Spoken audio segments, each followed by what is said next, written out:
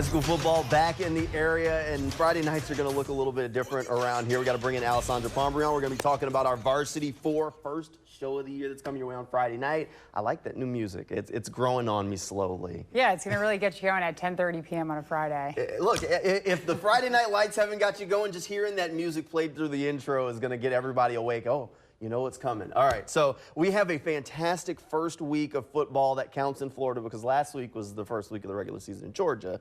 But a lot of great games on tab for this first week. It was really tough going through trying to figure out, okay, well, how can we not get to this game? What games can we get to, like trying to connect dots? And if you don't like our game of the week, blame Justin Barney. He's the one that came up with that. But that's, I mean, you can't, there's really no other matchup you can really get. Look, there were some really good ones, but I think we have four that we'll talk about here. It's maybe the top four matchups. Let's start with one in St. Johns County. Ponte Vedra and Nease. Yeah. This was one that was a game of the week for us last year. Probably if it was any week but week one would have been a game of the week for us this year. This is a really good matchup. Last year, Nease kind of got over the hump. They beat Ponte Vedra in the Shark Tank. Big game late in the season. They rushed the field. Celebration everywhere. So this is a big rivalry matchup, and I've heard a little bit of grief from some of the Nease folks about this game not being our game of the week this week. Yeah, I'm very familiar with these two teams. I covered St. Johns County last year, and both very good teams. For Nease, they're up in 6A now, so it's going to be a little different classification for them, as well as Maddox Spencer, the wide receiver. I remember, I think every single game I shot, there was always a Maddox Spencer highlight for Nease. That's probably going to happen again this year. Unfortunately, Ponte Vedra and Nease, I'm not coming to you week one. I'm actually going to Bradford and Baker County, which we will talk about. But Ponte Vedra, I remember last year they had an offensive lineman at Michigan now. I'm blanking on his name, but he's no longer with them. I'm curious to see what Ponte Vedra looks like this season. I think both teams are going to be really good. That's going to be a game that we'll definitely be keeping an eye on. You mentioned Bradford at Baker. That's where Alessandra is going to be heading out. This is a big one. The Tornadoes were in the state championship game a year ago. Maybe came up a little bit short, but this starts a new journey. Turn the page, all that's behind them. This is going to be a fun game between two teams that I know bring the Friday night atmosphere. Oh, absolutely. So during the regular season, St. Johns County was my area. Yeah. During the postseason, I was at Bradford every single week. And let me tell you, I said this during our show last year. There is no other team that I've covered here that does Friday Night Lights better. The fireworks, to say it all. And also, it's a huge rivalry. I remember last year when I went to one of the playoff games, I was talking to some people from Bradford, and they were talking about that Baker County game. That is like a huge rivalry that's the one game that they always have circled. It's going to be a packed night between two really good teams, two teams that have a lot on the line and high expectations for this upcoming season. I know we're going to be keeping an eye on that one. All right, let's move to something that's a little bit back here. Oh, yeah. All right, we got a St. Johns County and a Duval County matchup between a team that's really stacked with talent, Mandarin and Creekside. Both of these teams can put up points. So this one might straight up be a shootout, who scores last. Because both of these offenses are fantastic. Oh, absolutely. I think we talked about this during our high school media day special. Mandarin's probably the best team that we have in the area going into this season. They just have so much talent. When you're talking about Jamal Jones, Drake Stubbs, Jamie French, and all of the other guys that are on the Mandarin team, but they've never beaten Creekside, the senior team. Remember, Drake Stubbs mentioned that during his interview, that they've never beaten the Knights. Now, they're only looking at the next game. That's what they said, just like every other team said. But their next game is Creekside, and they definitely are going to want to pull out a win. But I was talking to some guys at Creekside. They said they heard that during our special, and they want that clip because they want to use it as motivation. Are we causing some drama? Maybe a little bit, stirring the pot a little bit, but that's all right. Look, Creekside has been a consistent program. Coach McIntyre has done a fantastic job getting the Knights to be one of those upper echelon programs in our area. A pair of teams that are ranked in Justin Barty's preseason Super 10.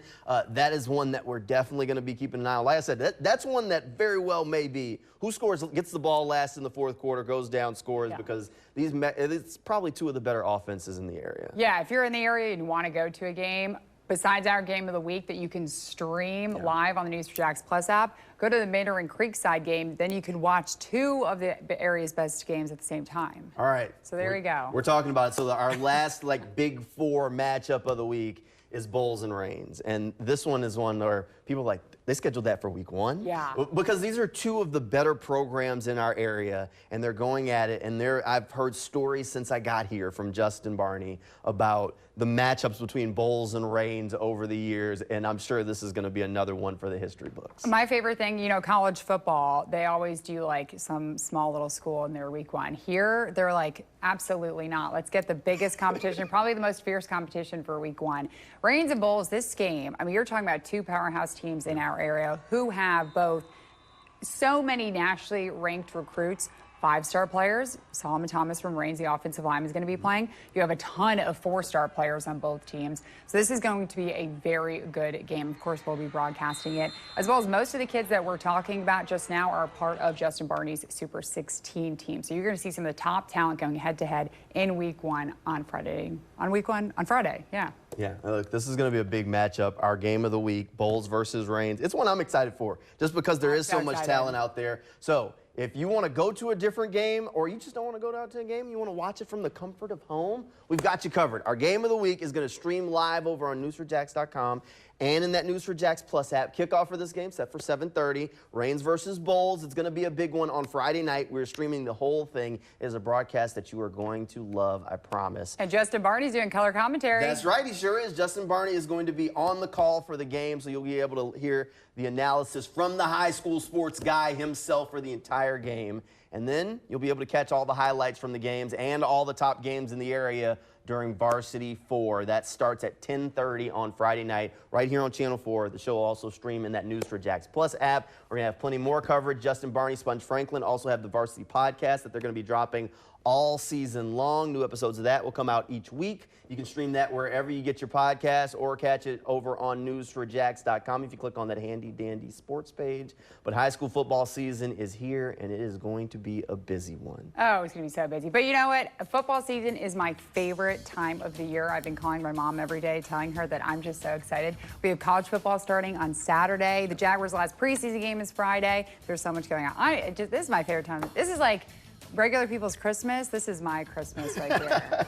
Look, I prefer the rush of football season. Yeah. She loves college football. So I told you earlier, Campus Corner was coming back. Alessandra has been counting down the days like you count down to a holiday. Like, all right, Campus Corner's back.